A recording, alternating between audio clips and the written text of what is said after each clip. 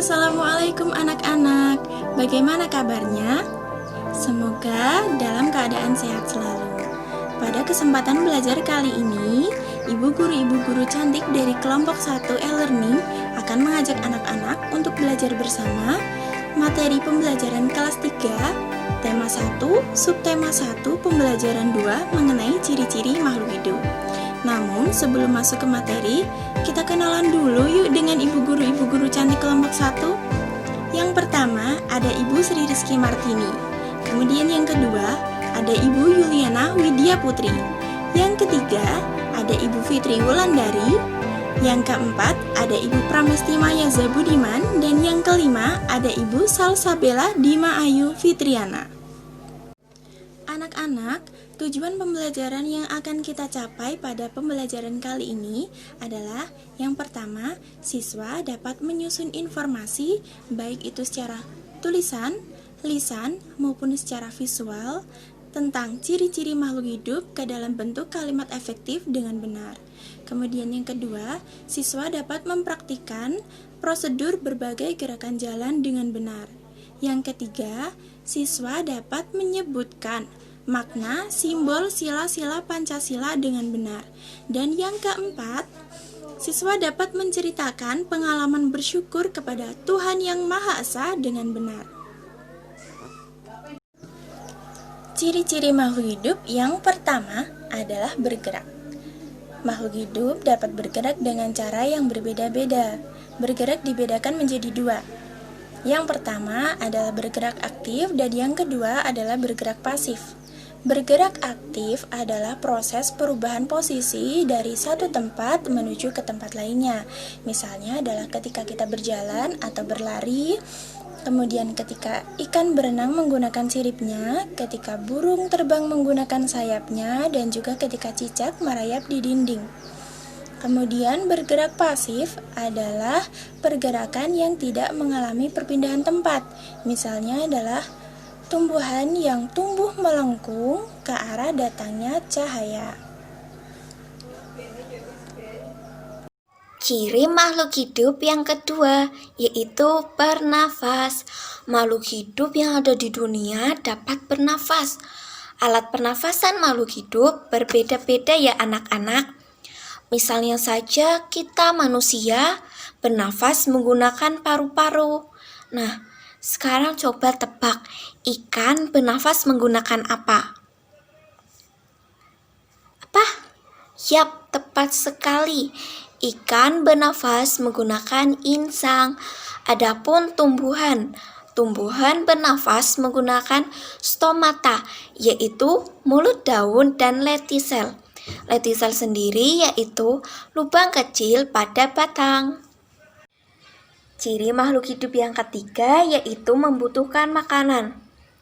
Pastinya ya, makhluk hidup yang ada di dunia ini membutuhkan makanan dan air untuk bertahan hidup. Manusia memerlukan tumbuhan dan hewan untuk dijadikan sebagai sumber makanan. Adapun sebagian hewan memerlukan tumbuhan untuk dijadikan makanan. Tumbuhan bisa menghasilkan makanan sendiri loh dengan cara fotosintesis. Anak-anak sudah tahu apa belum? Fotosintesis itu apa? Baik, akan saya jelaskan. Fotosintesis merupakan pengolahan makanan yang terjadi pada tumbuhan. Nah, bahan yang digunakan untuk fotosintesis adalah air yang didapatkan pada akar dan karbon dioksida yang didapatkan melalui lentisel dan stomata pada tumbuhan. Ciri yang keempat yaitu peka terhadap rangsang. Makhluk hidup peka terhadap rangsang. Kepekaan makhluk hidup terhadap rangsang berbeda-beda. Seperti jika kita melihat sinar matahari atau sinar yang menyilaukan, misalnya saja senter dan laser mainan, tentu dengan otomatis secara cepat kita akan menutup mata. Begitupun seperti daun putri malu akan menutup daunnya jika disentuh. Buah pada pohon pacar Cina akan meletus jika disentuh. Landak dan kaki seribu akan menggulungkan badannya jika disentuh. Nah, untuk ciri-ciri selanjutnya yaitu tumbuh dan berkembang. Nah, siapa yang tahu apa itu tumbuh? Nah, tumbuh artinya bertambah ukuran tinggi dan beratnya. Nah, makhluk hidup itu dapat tumbuh dan berkembang. Pada manusia, pertumbuhan dipengaruhi oleh makanan, minuman, dan kebiasaan berolahraganya. Nah, contoh dari pertumbuhan pada makhluk hidup yaitu yang pertama biji contohnya. Biji yaitu dimulai dari biji, kemudian menjadi kecambah, kemudian menjadi tanaman muda, kemudian menjadi tanaman dewasa. Nah, begitu juga dengan manusia. Dimulai dari apa? Ya, dari bayi, kemudian menjadi balita, kemudian menjadi anak kecil, kemudian menjadi remaja, kemudian dewasa, hingga nanti menjadi tua. Nah, untuk tugas anak-anak dari ibu guru adalah amatilah dirimu sendiri. Lakukan pengukuran terhadap tinggi badanmu. Apakah terjadi penambahan? Nah, jika ada, berapa penambahannya? Nah, kerjakan dengan baik ya anak-anak. Nah, untuk ciri-ciri yang terakhir adalah berkembang biak. Ya, makhluk hidup dapat berkembang biak loh. Nah, siapa yang tahu apa itu berkembang biak? Ya, berkembang biak adalah kemampuan makhluk hidup untuk menghasilkan keturunan dengan tujuan melestarikan jenisnya. Nah, siapa yang tahu cara berkembang biak makhluk hidup itu berbeda-beda ataukah sama semuanya? Siapa yang tahu? Ya, tentunya setiap makhluk hidup cara berkembang biaknya berbeda-beda, yaitu ada yang berkembang biak dengan cara melahirkan, ada juga yang berkembang biak dengan cara bertelur. Nah, tugas terakhir dari ibu guru adalah anak-anak harus mencari 5 hewan yang berkembang biak dengan cara melahirkan dan 5 hewan yang berkembang biak dengan cara bertelur. Dibuat dalam bentuk tabel, ditulis di buku tulis seperti buku tema 1 halaman 13. Nah, setelah mendengar penjelasan tugas dari Ibu Fitri, tugas kalian berikutnya adalah membuat kalimat efektif berdasarkan kata-kata berikut di buku tulis kalian. Manusia adalah makhluk hidup yang paling sempurna. Manusia dapat bergerak bebas dengan berbagai cara. Manusia dapat berjalan dan berlari.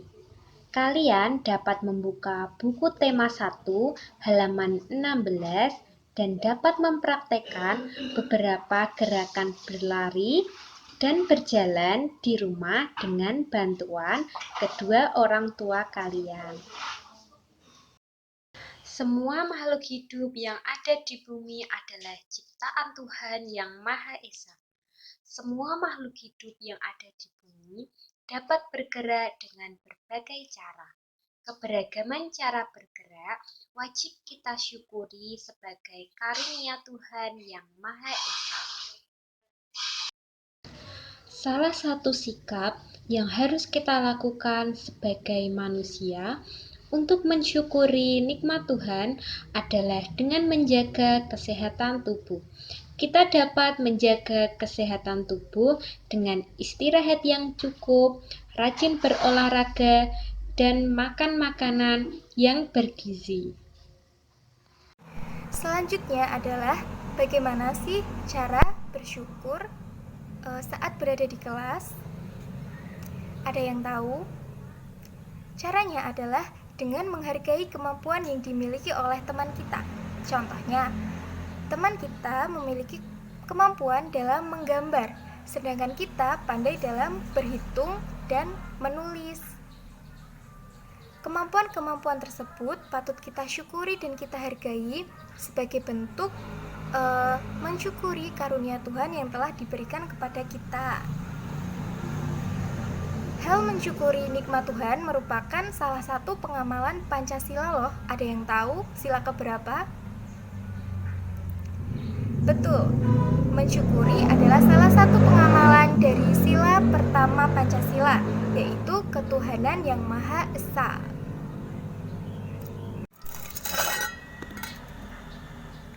Ada yang tahu lagi apa simbol sila pertama Pancasila?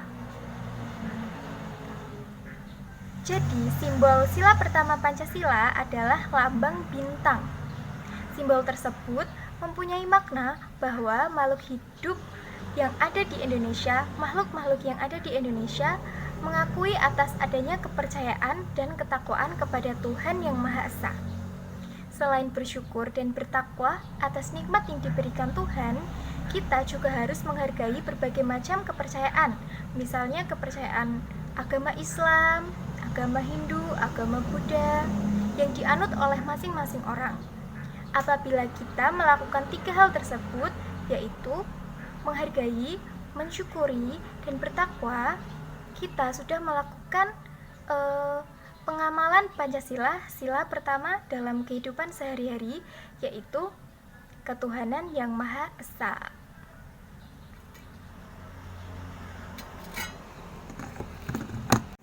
Selanjutnya, Bu Guru ada sebuah pertanyaan, yaitu apa saja hal-hal yang bisa kamu lakukan untuk mensyukuri keberagaman makhluk hidup? Jawabannya ditulis di dalam kertas, kemudian diterapkan dalam kehidupan sehari-hari ya. Sekian video yang dapat ibu guru cantik sampaikan kepada anak-anak. Semoga ilmunya bermanfaat. Jangan lupa untuk jaga kesehatan dan rajin belajar ya. Wassalamualaikum warahmatullahi wabarakatuh.